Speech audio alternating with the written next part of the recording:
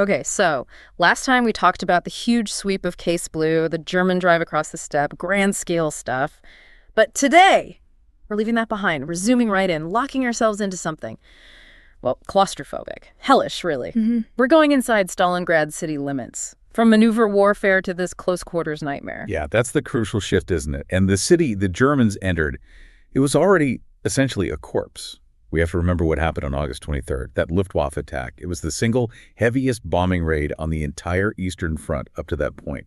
Over 1,000 tons of bombs.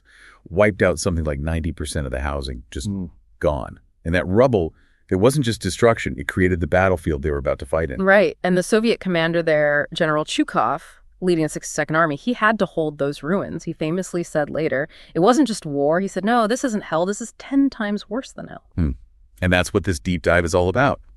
Getting into that inferno, tactically and humanly. We're looking just at the city fight itself, mostly September through November 42. The goal here is to really understand how this street-by-street battle worked. Or maybe how it didn't work like normal warfare. Yeah. How traditional tactics got completely neutralized. How those giant factories became these unbelievable strongholds. And the Volga River, its critical role. Plus, the sheer psychological cost. I mean, the toll on every single soldier caught up in it was unprecedented. Let's start with that tactical shift. Because the city's destruction wasn't just an obstacle course, it fundamentally broke the German war machine's advantage, right? Their whole Blitzkrieg model, tanks, infantry, air support, all working together, it just stopped working in the ruins. Exactly. Stop dead, really. Out on the steppe. Tanks punch through, air power dominates. Simple. But inside Stalingrad, those combined arms teams, they just couldn't function. The ground was choked. Masonry, concrete, twisted metal everywhere. Tanks became these big, slow targets. They were blind. A tank crew literally couldn't see a Soviet soldier hiding maybe 20 feet away in a basement or behind rubble. So it wasn't modern warfare anymore. It was like going backward in time. It absolutely was. A brutal regression. Historians often draw parallels, not to the fast-moving Panzer battles of 41, but to the trenches of World War I. Places like the Somme, Verdun, 1916 all over again almost. It became this grinding war of attrition. Winning meant holding a pile of bricks until basically everyone was dead. And this type of fighting, it was so alien to the Germans, so intense and close, they actually needed a new word for it. They did. They called it Rattenkrieg, the Rat War. Yeah. And it perfectly captures that feeling, doesn't it? This unseen, almost subterranean combat. German soldiers forced to clear rooms, basements, piles of debris, literally foot by foot, always knowing the enemy could be above you, below you, behind a wall you just passed. The psychological pressure must have been immense. Imagine trying to use standard tactics like setting up a machine gun when you're crawling through a sewer or smashing through an apartment wall. The accounts from German officers at the time, they're terrifying. They really convey this sense of lost control. Oh, completely. You see this profound tactical breakdown in their diaries. One officer wrote about the new reality, something like, the street is no longer measured by meters, but by corpses. Movement was just agonizingly slow. Progress wasn't about grand maneuvers anymore. It was about hyper-violent, localized attacks on single strong points. A building, a cellar. And this crisis for the Germans, this breakdown of their system, that's what gave the Soviet commander, Chukov, his chance, right? Yeah. To stabilize things with this hugging tactic. Yes, the hugging tactic. It was Chukov's, well, frankly, genius response to negate German air power and artillery. The core idea sounds simple, but required incredible discipline. Soviet front lines had to stay right up against the German positions, sometimes literally just a wall or a floor or a staircase landing separating them. And why? Why so close? Because if you're hugging the enemy that tightly, the Germans couldn't bring down their heavy firepower. Any big artillery strike, any Stuka dive bombing run risked hitting their own men. It was too dangerous. So German air power, arguably their biggest weapon, was effectively neutralized for the close-in city fight. They could only bomb targets further back. Which means the Soviets couldn't rely on traditional large units either. You can't exactly launch a coordinated company assault in a basement. No, absolutely not. The descents shifted entirely to these small, almost autonomous assault groups, maybe 20 to 50 men, and their gear was all about close combat. Machine guns, sure, but also shovels for digging and fighting, lots of grenades, satchel charges for blowing holes in walls or bunkers. They became like ghosts in the ruins, operated with kind of ruthless flexibility that was actually quite different from the usual rigid Soviet command style. How did they even move around? I mean, if the streets are death traps filled with rubble. They learned to move through the battlefield, not over it. Tactics of total concealment. Yeah. Surprise was key. So yeah, Using the city's sewer system was one way, popping up unexpectedly. More often, though, they just smash holes through the interior walls of buildings, move from basement to basement, room to room, completely bypassing German strongpoints on the street. They could appear suddenly, deep inside a building the Germans thought they'd secured, or even in their rear. The fighting that resulted, the descriptions are just savage, almost medieval, the intimacy of it. It was incredibly close, often, 10, 15 feet apart. Rifles weren't always practical. Soldiers started relying on melee weapons. Knives were essential. And that standard infantry spade, the shovel, they sharpened the edges and used them like axes. It was described as some of the most savage hand-to-hand fighting anyone could remember. Even the generals on both sides were just appalled by the raw physical violence needed to take a single room. And you see this desperate, almost MacGyver-like ingenuity with improvised weapons, too, trying to get any tiny advantage. Absolutely. It tells you everything about the desperation. Like the Germans were terrified of grenades coming through windows or holes in the walls. So they started putting up chicken wire, metal grates over openings, standard procedure. Yeah. But the Soviets adapted instantly. They started fixing fish hooks to their grenades right near the pin. So when they threw them, the hooks would catch on the wire mesh. The grenade would snag, stuck right there. The Germans inside couldn't knock it away or throw it back out before it went off. Just incredibly brutal tactical thinking. And this constant close quarters attrition, it meant even tiny gains cost an unbelievable amount. Oh, the casualty rates were just astronomical. Take the 13th Guards Rifle Division. One of the elite units rushed in to hold the center. They lost 30% of their strength in the first 24 hours, just gone. The objective wasn't really about preserving manpower anymore. It was hold the line, period, at any cost. You'd see platoons, entire companies taking 90%, sometimes effectively 100% casualties just to capture one building, or maybe just one floor of a building, or even just a strategically important pile of rubble. You can really see this cycle, this meat grinder, in the fight for specific locations. Ordinary places that became huge objectives. Yeah, the main railway station, no, one, that's the classic example of this churn. On one day, September 14th, it changed hands 5 times. Yeah. And over the next 3 days, another 13 times. Yeah. Every single time it changed hands, it basically meant the defenders and attackers were wiped out, all for a ruined building whose only value was its location. This kind of insane grind eventually pushed the main focus of the battle, didn't it? Away from the central city ruins and more towards the north, into the industrial district. And that posed a whole new set of problems for the Germans. That's right. After about September 27th, the gravity of the fighting shifts north, towards these 3 massive industrial complexes, the Red October Steel Factory, the Barricade Arms Factory, and the Stalingrad Tractor Factory. These weren't just brick houses. These were enormous structures. Reinforced concrete, thick steel plating. Someone described them as fortresses as lethal as those of Verdun. Their sheer scale and toughness basically neutralized German heavy guns even more than the city rubble did. And the tractor factory, that story is just astonishing. It kept producing tanks while the battle raged literally inside its workshops. It's legendary, isn't it? Even under constant shelling, sometimes direct small arms fire hitting the assembly lines, they kept building T-34 tanks.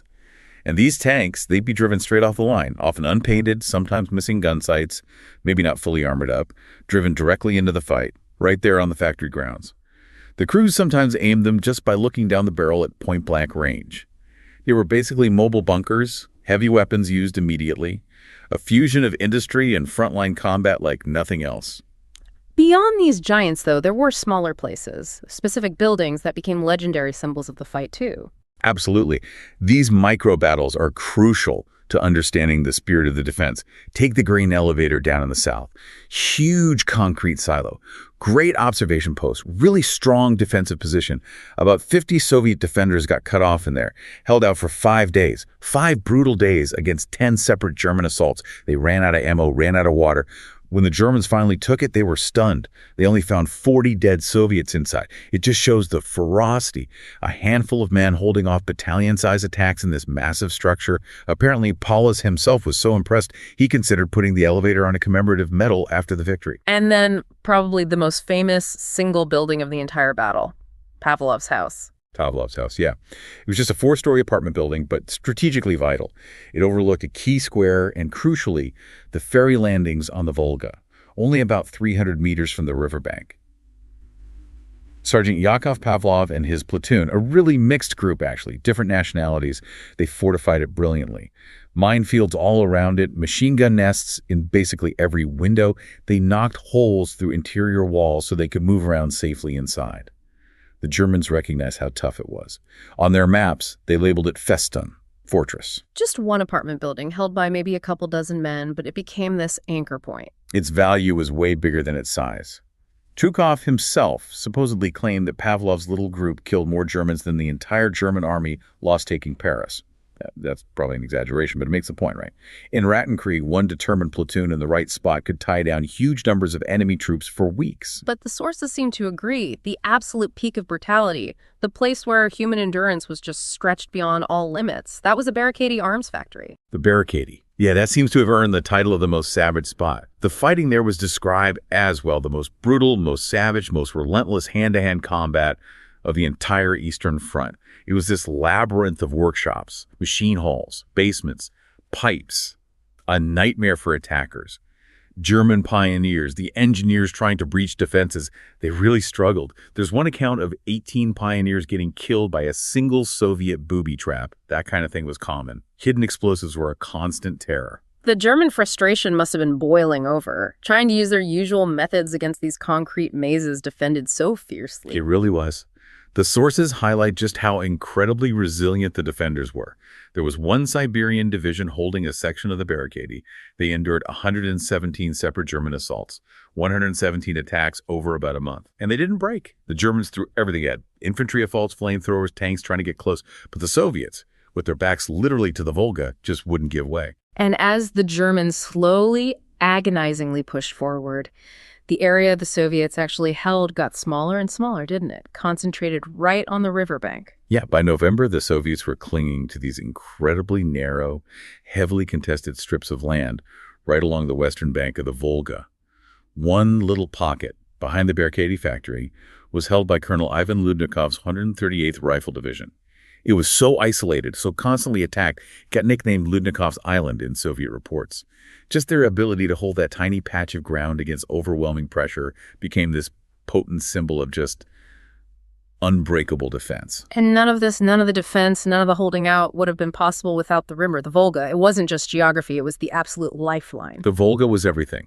Simple as that. If the Germans had managed to completely secure the crossings, the 62nd Army would have been finished instantly. And strategically, bigger picture, the Volga was the main artery connecting the Caucasus oil fields and the Caspian Sea up to central Russia. Losing it would have been catastrophic for the whole Soviet war effort. So getting supplies, getting reinforcements across that river, it must have been incredibly dangerous. A nightly gauntlet. Horrific. A logistical nightmare. Remember, the Luftwaffe had hit the river traffic hard earlier on, sinking lots of boats. So bringing in reinforcements, often guys rushed all the way from Siberia, meant ferrying them across under constant German artillery fire and air attack, mostly at night or in fog if they were lucky, using anything that floated: tugboats, little civilian boats, purpose-built armored ferries. The risks they took night after night just to get men and ammo across. It shows how absolutely vital that link was. They had to keep it open. And the supply situation got even worse, didn't it? Not just because of the Germans, but because of the weather. Winter was coming. Yeah, that's when nature itself started to really bite the defenders. By November, the temperatures were plummeting, and ice floes started forming on the Volga. That transition period is deadly on a big river. The ice is too thick for normal boats to push through easily, but it's not yet thick enough to walk on or drive heavy stuff across. So for a critical period, it became incredibly difficult to get supplies across. Boats couldn't make the crossings regularly. The defenders in the city saw their already tiny rations, and ammo supplies dwindle even further, right as the brutal cold was really starting to set in. Okay, let's shift focus slightly. From the big picture logistics of the river to something much more personal. The snipers. The ruins made Stalingrad the ultimate sniper's battlefield, didn't they? Absolutely. The rubble, the collapsed buildings. It was perfect terrain for snipers. Ideal concealment, endless angles, surprise attacks. Massed infantry was often useless, but a single skilled sniper could be incredibly lethal. And the Soviets really leaned into sniper tactics. It wasn't just about racking up kills, it was about psychological warfare, disrupting German command, picking off key personnel. And this is where Vasily Zaitsev comes in. The most famous Soviet sniper, basically a national hero. Zaitsev, yeah. Came from the Urals, a shepherd originally, I think. He was credited with 225 confirmed kills. Became a huge propaganda figure. But he wasn't just a lone wolf. He actually trained dozens of other snipers right there in the ruins, set up a whole school of marksmanship they called the Hares. He really embodied that Soviet response to urban warfare, empowering individual skill as a decentralized weapon. And these snipers, they weren't just taking pot shots. They had specific high-value targets in mind. Oh, very tactical. They aimed for maximum disruption. Obvious targets were officers, machine gunners, but also soldiers trying to bring up food or water to the front line. Denying those basics quickly breaks down cohesion and morale. Maybe the most crucial targets, though, were the German artillery observers. The guys hidden somewhere spotting targets for the big guns. If you take out the eyes of the German artillery, you effectively cripple their main weapon for dealing with fortified Soviet positions from a distance. Snipers could blind the German guns. All this fighting the street battles, the factories, the snipers, it came at a huge cost, obviously. Starting at the Germans, who'd expected a quick victory. Catastrophic cost for the Germans. The losses just mounted and mounted during those 3 months of city fighting. Figures vary slightly, but the 6th Army alone lost something like 60,548 men between late August and late November.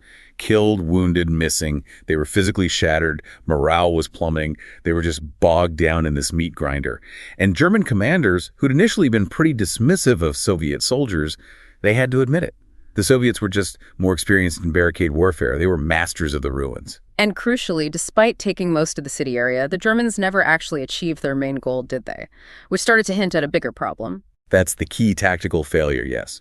They never managed to capture those critical crossing points right on the riverbank. The Soviets might have been clinging to tiny strips of land, mere hundreds of yards deep in places, but they still controlled the ferries. That Volga lifeline, however fragile, was never completely cut. And that failure meant the entire 6th Army stayed stuck there, pinned down, exhausted, burning through men and resources they desperately needed elsewhere. Okay, but what about the Soviet side? What fueled that incredible, almost unbelievable resistance? It seems like a mix of genuine patriotism and, well, something much darker. It was definitely a potent mix. Fierce patriotism, hatred of the invaders, absolutely. But you can't ignore the institutional pressure. Specifically, Order Number 227.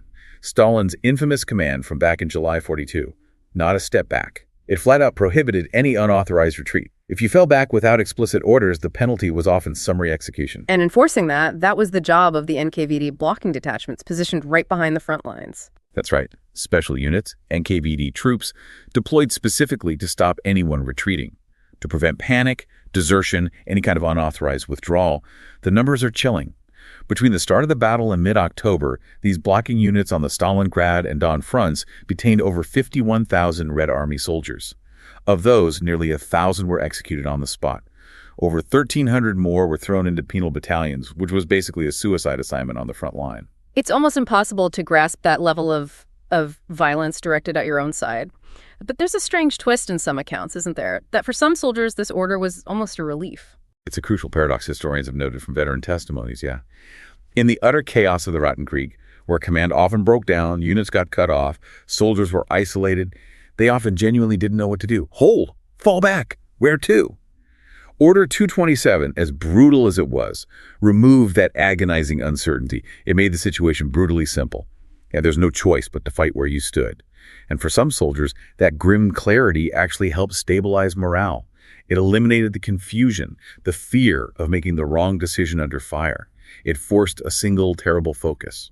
So while using this iron fist internally, the Soviets were also using psychological tricks against the Germans, weren't they? Trying to break their morale. Oh yeah, they really preyed on the isolation and exhaustion of the German soldier trapped in the ruins. They set up powerful loudspeakers, often quite close to the German lines, and just broadcast continuously. The main message was brutally effective. Every 7 seconds, a German soldier dies in Russia. Stalingrad. Mass grave. Over and over. And there was a sound effect too, wasn't there? Yes, that's what made it so insidious. They interspersed the grim statistic with 2 sounds. First, the monotonous, relentless ticking of a clock. Just tick, tick, tick, tick, reinforcing that idea of time running out, of inevitable doom. And second, this scratchy recording of a tango, which became known as the Tango of Death. The whole point was just to grind down the German soldier's spirit. Remind him constantly, while he's freezing, starving, and terrified in a cellar, that this place is his grave. It was incredibly demoralizing. And by November, that psychological pressure cooker was matched by the sheer physical misery. The conditions in the city were just appalling for both sides. The environment itself became a weapon. The cold was setting in fiercely, temperatures dropping way below freezing, sometimes hitting -40 Celsius later in November. Frostbite was rampant, gangrene, hypothermia, killing soldiers just as effectively as bullets were, especially the Germans who still lacked proper winter gear. The cold was paralyzing. And hygiene, sanitation, disease must have been everywhere. Unbelievably bad. The ruins were breeding grounds for everything. Dysentery, typhus, jaundice, they spread like wildfire. And the city was overrun with vermin. Rats. Lice. There are even reports of mice chewing through the electrical wiring in German tanks, literally disabling them. Lice were everywhere. The medical situation was dire, especially for the Germans as supplies dwindled. They ran out of anesthetics like ether. Imagine major surgery, amputations being done with little or no pain relief. It strips away the last bit of humanity. So let's wrap up this part. We've gone deep into the inferno of the city fighting itself, this savage, incredibly close, house-by-house Rattenkrieg that went on for 3 intense months. Yeah, and this fight basically bled the German offensive dry. It ground down the Sixth Army into this bloody stalemate. They controlled most of the rubble, sure, but they failed the one objective that mattered, taking those last Volga crossings. By November, the Germans on the riverbank were at their absolute limit. Physically done, morally exhausted, just stuck, consuming themselves in the ruins they'd created. And that tactical failure, that complete exhaustion inside the city, that becomes the crucial turning point, doesn't it? They were so focused on those last few hundred meters, they missed the bigger picture. Totally blind to it. While the Sixth Army was locked in this desperate, all-consuming tactical hell inside Stalingrad, fighting for every cellar, the Soviets were quietly, methodically preparing something massive, a huge, complex strategic counterattack outside the city, on the flanks. The horrific suffering the Germans endured in the city, that tactical nightmare, it was actually setting them up for an even bigger strategic catastrophe that was about to hit them. It leaves you with this thought, doesn't it? Many German soldiers said Stalingrad was worse than Verdun.